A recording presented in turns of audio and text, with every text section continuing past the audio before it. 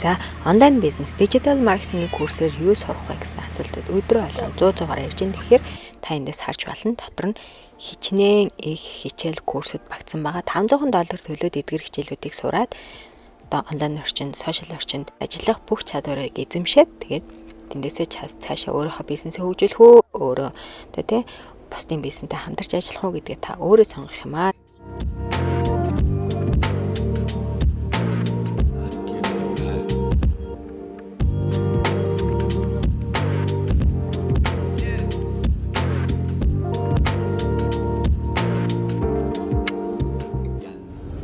За, сайн уу манайхаа. Энэ өдрийн минь төргий. За, одооноос эхлээд онлайн бизнесийнхаа талаар бас монголчуудаа нэлээ мэдээлэл өгье гэж бодоод шинэ аккаунт нэгээд ер нь юмнуудаа шинээр яг монгол хэл дээр хийгээд явж байгаа. Тэгэхээр зөндөө асуултууд ирж юм бүр өдөр алхам монголоос хийж болох уу, яаж хийдгийг, хаанаас эхлэх үү, гэлтэй. Тэгэхээр яг YouTube сувгаараа дамжуулбал арай олон хүнд хүрэх байх гэж бодлоо. Та хэд маань ч гэсэн цаашаа сайхан шеэр хийгээд өгөөрэй гэж бас хэлмээр байна. Тэгээд та хэд ч гэсэндээ бас сонирхож байгаа тийм. Би өөрөө 2-3 жилийн өмнө эхэлсэн ч гэсэндээ дандаа англи хэл дээр зараад англи хэл дээр нэг видео яваадсан болохоор монгол хэл дээр бол би ерөөсөө онлайн бизнесийн талаар нэг олигтой ярьж байгаагүй. YouTube дээр нэг ганц хоёр хийсэн баг гэж бодож байна. Тэгэхээр хэдүүлээ одооноос онлайн бизнес, дижитал маркетинг, affiliate маркетинг, контент бүтээх талаар хамтдаа суралцаад явъя би ч гэсэндээ идэвхтэй бас хийгээд явъя гэж хэлмээр байна. Аялын бичлэгүүд маань бас маргааш нөгөөдрөөс ороод явна. Тэгэхээр би одоо яг энэ сувгаараа онлайн бизнес, онлайнаар ер нь яг ямар аргаар яаж хаанаас мөнгө олдог талаар, за мөн Австралид аялах, Австралийн визаны талаар яриад явах болно. Австралийн виза аялаар ирээд сургалтаар болгож солиулдаг байсан 7 сарын 1-ээс болж байгаа юм байл шүү нэрээ. Энийг бүр одоо хүмүүст бас ингэж чичтэй бас нэг видео хийж хүргэх юм уу яа тийм.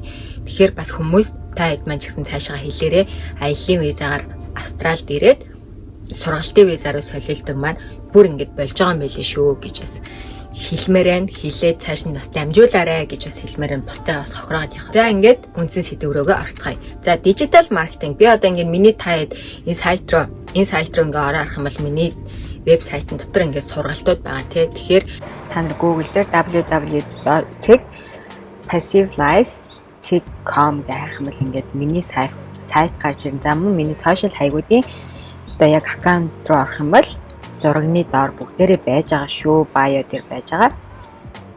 За тэгээд бас ороод ингээд энэ сайттай маань танилцчаарай. Юмнуудаа хийгээд явж байгаа. За энэ ингээд загвар темплетүүд байна. Ингээд сургалтууд байна. Тэгэхээр хэдүүлээ одоо энэ сургалтыг л яриад байгаа. Энэ сургалт руу ороод үзэх юм бол бас ингээд бүх тайлбарны сургалтаар юу сурах энэ төр гэдэг ингээд бүгдээр нэг бүрчлэн англи хэл дээр байгаа. Англи хэлээр жоохон ойлгодог бол энэ видеог үзээд за энэ сургалтаар яг юу сурах ингээд бүгдийг энэ дээр ингээд бичсэн байгаа. За сургалтынхаа үнийг бас 400 ер нь бол ерөнхий үнэ нь $497 шүү дээ. Бидний 3 хувааж төлөхийг бас энд оруулж өгсөн байгаа. $500 төлөө сургалт авах чадвартай хүн хэр агаар вэ? Тэрийгээ бас бодолцож үзээд одоо яг сараар төлөх план гаргаж өгсөн байгаа. Digital Wealth Academy гэдэг сургалтаар чи ерөөсөө онлайн орчинд мөнгө олох бүх аргыг сурна гэсэн үг. Яаж мөнгө олдгийг, за яаж affiliate маркетинг хийдэг, email маркетинг яаж хийдэг, social media яаж хөгжүүлэх, нүрэ харагдуулахгүй яаж видео хийх, ном яаж хийх ерөөсөө ингээл бүгдийг сурна гэсэн үг. Тэгэхээр ерөөсөө ингээд цогт сургалтыг олгосноор чи цаашаага өөрөө бизнес эхлүүлээд явах чадвартай болно. За цаашаа өөрөө дижитал бүтээгдэхүүн темплет загварууд хийгээд зарах чадвартай болно. Ном бичих болно гэдэг юм ингээд. Тэгэхээр энэ нь зөвхөн курс биш зөвхөн курс худалдаж авч зарахтай гол нь биш. Чамд цогц мэдлэгийг л олгоод байгаа. Одоо affiliate маркетинг гэдээ би түрүү жил яриад байдаг гэсэн. Тэгвэл тэр чигээрээ яг энэ курсэнд ингээд багтсан байгаа л гэсэн үг. Энд 2-3-7 хоногийн юм хичээлүүд байгаа. Тэгэхээр цогц сургалтыг мэдэж авснараа чи цаашаа одоо онлайн бизнес, онлайн орчинд орлого олох чадвартай болж байна л гэсэн үг байхгүй юу? Ердөөсөө л энэ. Тэгэхээр одоо курсээ авчаад хүмүүс ер нь ойлгохгүй байгаа курсээ авчаад цааш нь зарна гэж юу гэсэн үг юм бэ? Заавал курс зарах юм уу? Курсээ зараад мөнгө олж чадах юм уу? Энэ төргээд байгаа. Тэгэхээр чи нэгэнт ингээд одоо өөртөө инвестмент хөрөнгө оруулалт хийгээд курс авчлаа. Хэрвээ чамд одоо ингээд зарах дижитал бүтээгдэхүүн байхгүй бол энэ курсээ цааш нь зараа тий. Чи ингээд сурсан бол наад мэдлэгээ бусдтай бас хуваалц. Тэгээд өөрөө мөнгөө 100% аваа л гэж байгаа. Чи өөрөө дижитал бүтээгдэхүүн хийсэн ч болно. За хийж чадахгүй бол тий энэ бүтээгдэхүүнийг цааш нь одоо хийдлээ зарч гэдэг юм уу тий. Ерөөсөө тийм л боломжийг олгож байгаа гэсэн үг. Эхлээд мэдлэгээ хөгжүүл сураад ав. За дараа нь тий өөрөө бүтээж чадахгүй одоо байхгүй бол энийг цааш нь зараад одоо мөнгө олоод аваад гэсэн үг байхгүй юу. Тэгэхээр хаанаас хийж болох вэ гэж байгаа тийм Монголоос хийж болох юм уу? Монголч одоо ингээл ядаа буураа юу хийж болохгүй орно штэ гэдэг байгаа тийм. Тэгэхээр ер нь бол онлайн бизнес интернет орчинд ажиллахад чамд юу хэрэгтэй вэ гэвэл нэгдүгээр интернет хэрэгтэй, хоёрдугаар лаптоп хэрэгтэй. Энэ хоёр байхад ер нь бол чи сураад явж болно гэсэн үг. Тэгэхээр Монголоос одоо хийж болд юм уу гэдэг дээр энэ дээр бас хариулт өгчээ. Тэгэхээр энэ бас миний нэг монгол хүмүүс дээрээс сурчилдаггүй байсан, Монголдо хийдэггүй байсан шалтгаан. Яг гэвэл би Монголоос ихтэй аюу ажиллагаатай байсан. Тийм болохоор монгол хүмүүс маань ч ойлголтгүй байсан. Одоо дижитал маркетинг, онлайн бизнес гэхээр ерөөсөө нэг сүлжээ айлсвал нэг тийм худлаа энэ бол боломжгүй гэж ойлгож байгаа хгүй. Тийм болохоор би ерөөсөө ингэж монгол хэл дээрээ өмнө нь нэг ярьж байгаагүй. За монгол хэл дээрээ сургалтаа хийх гэж нэг яараагүй. Яа тэгвэл ингээ Монголоос болохгүй бол би тэр хүмүүсийн мөнгийг аваад яах юм би өөрөө хүмүүсийн хараал эдэл дууссан шүү дээ. Хичээхгүй байгаадсан. Тэгээд аяллаа эхлүүлээд одоо ингээ явж байгаа би өөр ингээ өөр шимэн өөр дээр ингээ мэдээд те ярил ингээ амьдрал өөрчлөгдөж байна. Та нар ч гэсэн ингээ хараа явж байгаа. Тийм үү миний амьдрал яаж өөрчлөгдөд яаж явж байгааг ганцаараа ингээ сайхан бизнес хийгээд яваад ямааргүй бас өөр хүмүүсээ те одоо өөр олон ээжүүдийг ялангуяа одоо ингээ өргөдлөхөөсөн ээжүүдийг ганц бие байгаа ээжүүд маань за эсвэл те хин нэгнээс хараад одоо ингээ мөнгө царайчлаад сууж байгаа ээжүүд зөндөө байгаа штэ. Тэгэхээр энэ эмэгтэйчүүдтэй би бас энэ боломжийг олгомоор байгаа байхгүй юу. Миний бас нэг хэлэх дуртай үг бол эмэгтэй хүн өөртөө итгэлтэй бай гэх юм бол эр хүнээс одоо санхүүгийн хувьд хараат бус байх хэрэгтэй. Хамгийн чухал зүйл бол санхүүгийн хувьд хараат бус байж бид нар өөртөө анхаарал тавина, өөрийнхөө хүссэн болгоныг авч чадна тийм үү. Одоо бардам байдаг гэсэн үг. Тэгэхээр би бас яг энэ боломжийг өөр бас нэг ээжэд, өөр бас нэг эмэгтэйд мэдрүүлчмээр байгаа байхгүй юу.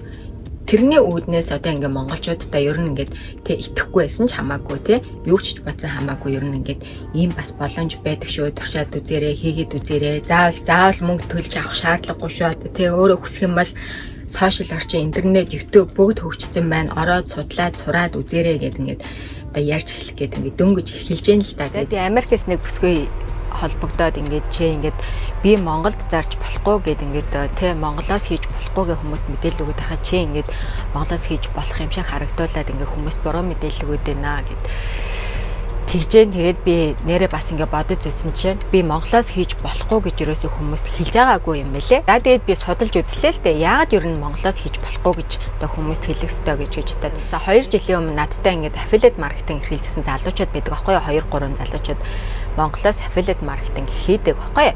Тэгэхээр тэд нар болохоор зүгээр ингээд зараад вебсайт үүсгээд одоо affiliate marketing гэдэг одоо хүмүүстэй ингээд партнершип болоод барааг ингээд зараад явдаг байхгүй. Яагаад Монголоос хийж болохгүй вэ гэдэг байгаа шалтгаан нь бид нэр орлогоо PayPal эсвэл Stripe гэсэн 2 аккаунтаар одоо доллараа вебсайтаас авдаг байхгүй юу. Тэгэнгუთ л одоо PayPal Stripe хоёроос банк аккаунт аль нэгээр нь л гэсэн үг шүү. Хойлон заавал хэрэглэх шаардлагагүй. Тэгээд PayPal-аас яаж данс руугаа авдаг вэ гэхээр яг тэр дансныхын төрөлд одоо яг ингээд нэг лимит заасан байдаг. Одоо Монгол руу жишээ нь Монгол төгрөгийн данс руу одоо PayPal-аас доллар шилжүүлж болохгүй гэд ингээд support хийдэггүй PayPal одоо support хийдэггүй гэсэн үг байхгүй юу. За тэгээд тийм болохоор угаасаа ингээд болохгүй санагдаж байгааз тэгэнгუთ л тэгвэл бид нар долларын данстай долларын одоо карттай байвал болох юм уу гэж судалж үзлээ л дээ. PayPal аккаунтыг хэн нээж болохыг бол хүн болгон нээж болно.